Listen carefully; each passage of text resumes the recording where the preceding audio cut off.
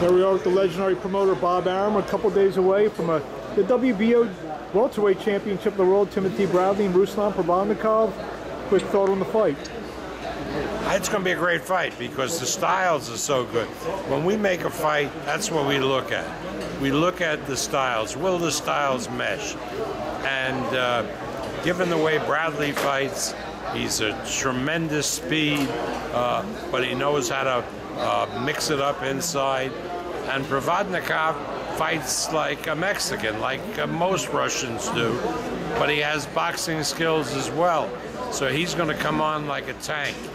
And it should be, you know, one of the most enjoyable fights of many years. I really am looking forward to watching the battle. Bradley, obviously, he's got a pretty diverse style. He likes to stand the pocket. He likes to move around some.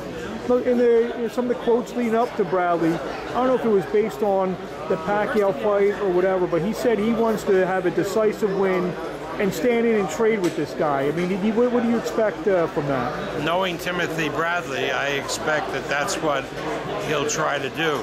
Try to make a real big statement with Provodnikov, and that should lead to a great, exciting fight.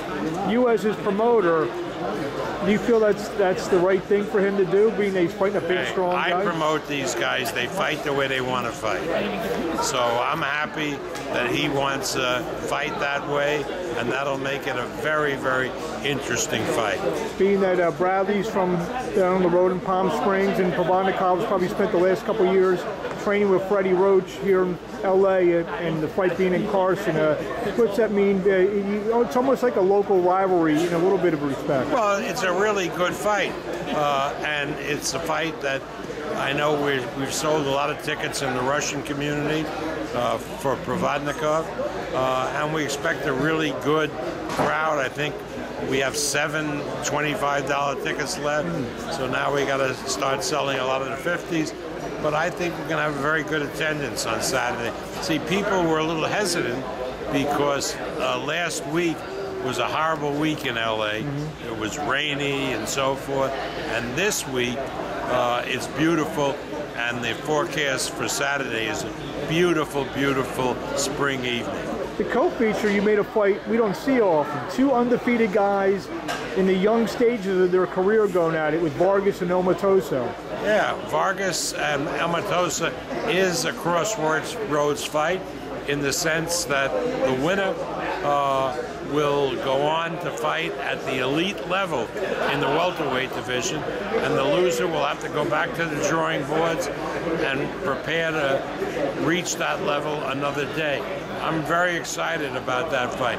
Those are the kind of fights that should be undercards, televised undercards on a big show, not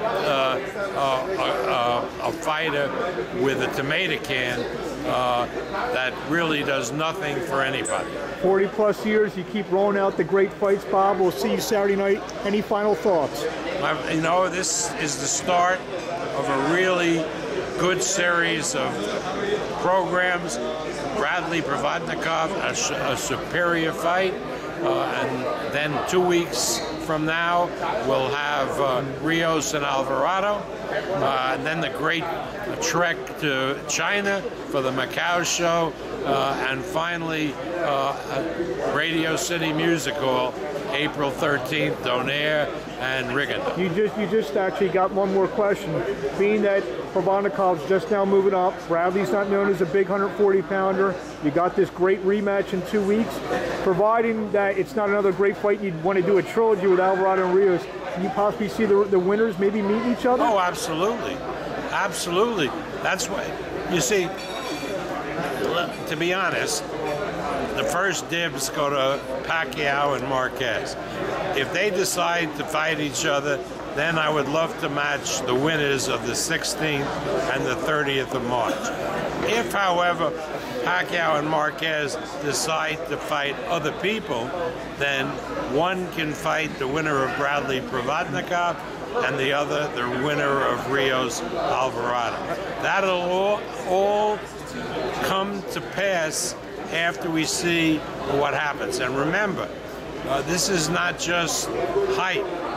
coming to this fight and arriving in LA on Thursday will be Juan Manuel Marquez, who is going to watch this fight with big interest. So, and just, I know you've had, or at least it's been written about, you've had exploratory discussions about a possible fifth fight. How's that going, and what's your gut saying where we're at with that? Like I told everybody until I got too drunk to know what happened, that it's up to Juan Manuel. Do you want to fight Pacquiao right away, or do you want to fight one of the other guys? And he says, well, let me explore my options, and I'll let you know the first week in April when he'll be, he's going to the Rio Alvarado fight as well, and then he's going with his wife to Macau. He'll be there all week. Manny is coming in, and we'll see where we go. You may be able to get we'll know probably sometime maybe during that China trip that where the Pacquiao-Marquez roads will lead.